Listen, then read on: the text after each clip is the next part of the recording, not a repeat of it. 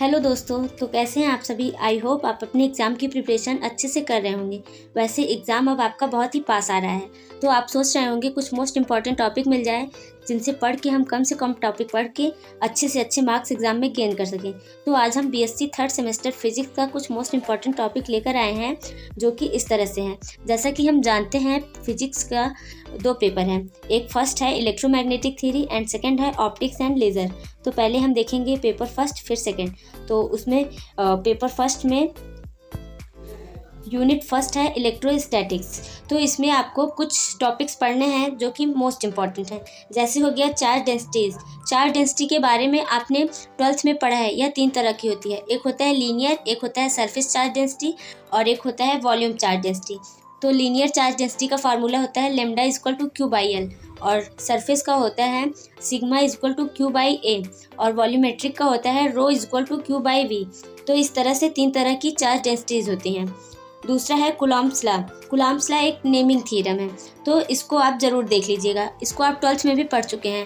According to Coulomb इन्होंने बताया था कि यदि 2 पॉइंट चार्ज हैं, उनके बीच की डिस्टेंस r है, तो जो उनके बीच लगने वाला रिपल्सन या अट्रैक्टिव फोर्स होगा वो उन दोनों चार्ज के मल्टीप्लाई के बराबर, मतलब उसके डायरेक्टली प्रोपोर्शनल होगा, और जो उनका डिस्टेंस है उसके स्क्वायर का इन्वर्सली प्रोपोर्शनल होगा। तो आप लिख सकते हैं F is directly proportional Q1 Q2 by r square. तो प्रोपोर्शनल का साइन जब आप हटाएंगे तो एक कांस्टेंट आएगा जिसकी वैल्यू होती है 1/4 पाई एप्सिलॉन नॉट। इसका मैथमेटिकल वैल्यू होता है 9 × 10 की पावर 9।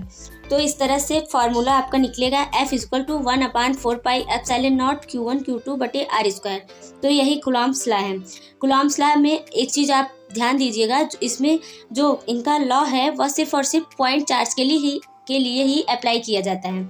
तीसरा है divergence and curl of electric field. तो डाइवर्जेंस ऑफ इलेक्ट्रिक फील्ड और कर्ल ऑफ इलेक्ट्रिक फील्ड ये आपके लिए नया टॉपिक है इलेक्ट्रोस्टैटिक में। तो डाइवर्जेंस ऑफ इलेक्ट्रिक फील्ड उसकी वैल्यू होती है रो अपान एप्सिलॉन नॉट। जब आप प्रूफ करेंगे तो इतना ही आएगा, और curl of electric field equal to 0 होता है। चौथा टॉपिक है Gauss law and its application. Gauss law भी आप 12th में पढ़ चुके हैं, यह भी एक नेमिंग थ्योरी है, तो मोस्ट इंपॉर्टेंट है। इसको आप ज़रूर देख लीजिएगा। आप 12th में पढ़ चुके हैं, फिर भी आप एक बार देख लीजिएगा। गॉस लॉ में क्या होता है, एक क्लोज्ड सरफेस होता है, मतलब क्लोज्ड पाथ होता है, जिसमें फाई इक्वल टू होता है क्यू बाई एप्सिलॉन नॉट। जो डाइवर्जेंस ऑफ इलेक्ट्रिक फील्ड होता है उसी को हम differential form of Gauss law भी कहते हैं। एक टॉपिक है study of electric dipole. Electric dipole भी आप पढ़ चुके हैं। इसमें 2 पॉइंट चार्जेस होते हैं, जिन पे एक पॉजिटिव होता है एक निगेटिव होता है, और उनमें एक मिनिमम डिस्टेंस होता है। तो दोनों के बीच में से एक चार्ज हम लेते हैं और उनके डिस्टेंस का मल्टीप्लाई करते हैं, तो आपका डाइपोल मोमेंट निकलता है, जिसको हम P से डिनोट करते हैं। तो P इक्वल टू हो जाता है 2QL। मान लीजिए उसकी जो स्मॉल डिस्टेंस है वो 2L है। लास्ट टॉपिक है इलेक्ट्रिक परमिटिविटी। इसकी भी डिफिनेशन आप एक बार देख लीजिएगा। सेकेंड यूनिट है मैग्नेटोस्टैटिक। अब तक आपने देखा इलेक्ट्रोस्टैटिक, जिसमें जो है आपका जो इलेक्ट्रिक चार्ज होता है वह स्टैटिक पोजीशन पे होता है। अब हम देखेंगे मैग्नेटोस्टैटिक। तो divergence and curl of magnetic field. तो डाइवर्जेंस ऑफ मैग्नेटिक फील्ड क्या होता है, 0 होता है वो, और कर्ल ऑफ मैग्नेटिक फील्ड जब आप निकालेंगे तो mu naught into J vector के बराबर होता है। म्यू नॉट इसमें इलेक्ट्रिक परमिएबिलिटी होती है, और जो जे वेक्टर होता है वो करंट डेंसिटी होता है। Lorentz force law. Lorentz force law भी आप 12th में पढ़ चुके हैं। लॉरेंज फोर्स लॉ क्या होता है, इसमें एक फार्मूला निकलता है F equal to Q V B. तीसरा है Ampere circuital law and its application. Ampere circuital law में क्या होता है, B equal to mu naught I. यह भी गॉस लॉ की तरह ही होता है। चौथा है मैग्नेटाइजेशन। मैग्नेटाइजेशन भी आपको देख लेना है, यह भी आप 12th में पढ़ चुके हैं। ऑक्सिलरी फील्ड ये एक नया टॉपिक है, इसको भी आप एक बार देख लीजिएगा। इसकी डिफिनीशन आई थिंक पूछी जाती है, उतना इंपॉर्टेंट नहीं है, फिर भी एक बार आप देख लीजिएगा संतुष्टि के लिए। और 5वां टॉपिक है मैग्नेटिक परमिएबिलिटी। जैसे आप इलेक्ट्रिक परमिटिविटी इसमें पढ़ेंगे, वैसे ही मैग्नेटिक परमिएबिलिटी इसमें पढ़ेंगे। तो इसकी भी डिफिनेशन, बस डिफिनेशन ही आपको देखनी है, तो एक बार आप देख लीजिएगा। लास्ट टॉपिक है Biot and Savart law. Bio Savart law भी आपने पढ़ा है 12th में, फिर भी एक बार अपनी संतुष्टि के लिए आपको जहाँ भी दिखे, इंग्लिश में क्योंकि आपको पढ़ना है, तो आप एक बार देख लीजिएगा।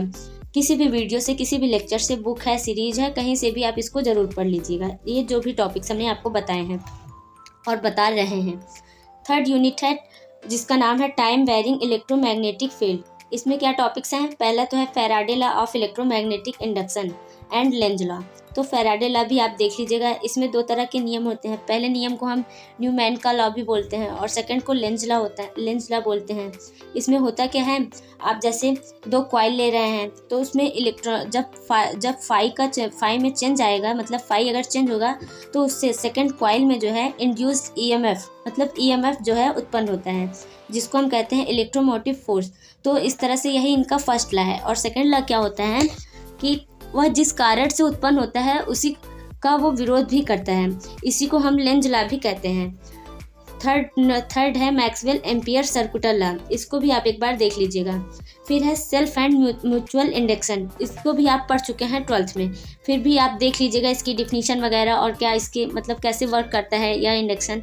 सेल्फ में तो स्वयं से ही जो है ईएमएफ इंड्यूस्ड होता है, और म्यूचुअल में आप दो कॉइल लेते हैं तो फर्स्ट में अगर मतलब फाई में चेंजेस आते हैं तो सेकंड में फर्स्ट के कारण जब ईएमएफ इंड्यूस्ड होता है तो उसे ही हम म्यूचुअल इंडक्शन बोलते हैं। पांचवा टॉपिक है मैक्सवेल्स इक्वेशन। मैक्सवेल इक्वेशन में पहला है डाइवर्जेंस ऑफ इलेक्ट्रिक फील्ड, जो कि रो बाई एप्सिलॉन नॉट के इक्वल होता है। सेकंड है डाइवर्जेंस ऑफ मैग्नेटिक फील्ड, जो कि 0 के बराबर होता है। और तीसरा है डाइवर्जेंस मतलब कर्ल ऑफ इलेक्ट्रिक फील्ड, जो कि minus del V by del t के इक्वल होता है। और चौथा है del cross H vector. H vector यहाँ पर जो है मैग्नेटिक फील्ड इंटेंसिटी है, जो कि इक्वल होता है mu naught into J vector plus mu naught into del D upon del T. और डी जो है यहाँ पर डिस्प्लेसमेंट करंट होता है। तो इस तरह से मैक्सवेल के 4 इक्वेशन हैं, इनके प्रूफ भी हैं। तो आप इसको देख लीजिएगा सीरीज से या किसी लेक्चर से जिन्होंने बताया हो, या फिर अगर समय रहेगा तो हम इनको मैक्सवेल इक्वेशन और ये सारे जो टॉपिक्स हैं वो आपको बताएंगे एग्ज़ाम से पहले। तो लास्ट टॉपिक है working of moving coil ballistic galvanometer. इसको थ्योरी देखनी है और इसमें जो फिगर है उसका वर्किंग रूल भी देखना है। इस तरह से आप गैल्वेनोमीटर की पूरी कंस्ट्रक्शन भी आपको देखनी है, इसके यूजेस क्या हैं और बाकी इसमें क्या क्या पार्ट्स होते हैं। इस तरह से बैलिस्टिक गैल्वेनोमीटर के बारे में आपको स्टडी करनी है। चौथा टॉपिक है इलेक्ट्रोमैग्नेटिक वेव्स, मतलब ये चौथी यूनिट है। अब इसमें आपको क्या क्या पढ़ना है? Poynting vector. आप जब पुराने पेपर उठाएंगे तो उसमें आपको इसकी डिफिनीशन लिखने के लिए पूछा था शॉर्ट क्वेश्चन में। और होमोजीनियस एंड इनहोमोजीनियस प्लेन वेव्स क्या होते हैं, dispersive and non dispersive media क्या है, स्नेल्स लॉ क्या है। तो ये टॉपिक्स इसमें इम्पॉर्टेंट हैं। फिर आती है आपकी पेपर सेकंड की यूनिट्स, जो कि फर्स्ट है इंटरफेरेंस। इंटरफेरेंस क्या होता है ये तो आपने 12th में पढ़ा ही है। तो उसमें क्या है, जो दो वेव्स हैं जब वो सुपर इम्पोज्ड होती हैं, मतलब अध्यारोपित होती हैं, तो इस फिनोमिना को ही इंटरफेरेंस कहते हैं। इसमें आपको पढ़ना है कोहेरेंट सोर्सेज। कोहेरेंट सोर्सेज क्या होती हैं, डिवीजन ऑफ वेव फ्रंट क्या होता है, जिसमें आपको पढ़ना है फ्रेस्नेल्स बाइप्रिज्म, इम्पॉर्टेंट है ये। फिर न्यूटन्स रिंग क्या है, इसके एक्सपेरिमेंट आपको पढ़ने हैं। फिर इंटरफेरोमीटर, माइकलसन एंड फेब्री-पिरॉट, जब आप पेपर उठाएंगे तो उसमें इसके बारे में पूछा जा। तो इस तरह से इंटरफेरेंस में इतने टॉपिक्स इंपॉर्टेंट हैं। कोहेरेंट सोर्सेज क्या होते हैं, कोहेरेंट सोर्सेज में सेम वेवलेंथ की जो है सन ऑफ लाइट होती हैं। डिवीज़न ऑफ वेव फ्रंट में फ्रेस्नेल बाइप्रिज्म के बारे में पढ़ना है, इसके थ्रू क्या किया जाता है। न्यूटन्स रिंग भी देखना है। माइकलसन एंड इट फेब्री-पिरॉट इंटरफेरोमीटर पढ़ना है। अब इसमें से जो है कोई एक पूछा जा सकता है, तो आप दोनों पढ़े रहेंगे तो अच्छा ही रहेगा। छठी यूनिट है डिफ्रैक्शन। डिफ्रैक्शन क्या होती हैं, इसमें जो है डिफ्रैक्शन भी आप पढ़ चुके हैं एक बार 12th में। इसमें टॉपिक्स हैं हाफ पीरियड जोन्स क्या होते हैं, जोन प्लेट क्या होता है, फ्राउनहोफर डिफ्रैक्शन क्या होता है, जिसके लिए इसमें आपको पढ़ना है Fraunhofer diffraction at a single slit, मतलब सिंगल स्लिट के लिए फ्राउनहोफर डिफ्रैक्शन कैसे कैलकुलेट करेंगे। उसमें आपको वेवलेंथ वगैरह कैलकुलेट करनी पड़ेगी, जिसके डेरिवेशंस कुछ हैं, इसको आप देख लीजिएगा एक बार। Resolving power of optical instruments, जिसमें टेलीस्कोप, माइक्रोस्कोप के बारे में आप देख लीजिएगा। वैसे बुक में और सीरीज़ में तो बहुत सारे हैं, लेकिन टेलीस्कोप जो है और ये माइक्रोस्कोप जो है ये मोस्ट इम्पॉर्टेंट है। फिर 7वीं यूनिट है पोलराइजेशन। पोलराइजेशन किसे कहते हैं, तो इसको भी आप जानते ही होंगे। उसमें होता क्या है, एक टूरमैलिन की क्रिस्टल होती है और उसके बीच में एक लेंस को रखते हैं। तो जब वहाँ से आप सन ऑफ लाइट वहाँ से लेकर जाएंगे तो जो लाइट जो है प्लेन के पैरेलल निकल पाती हैं उनको ही पोलराइज्ड लाइट बोलते हैं और इस फिनोमिना को पोलराइजेशन कहते हैं।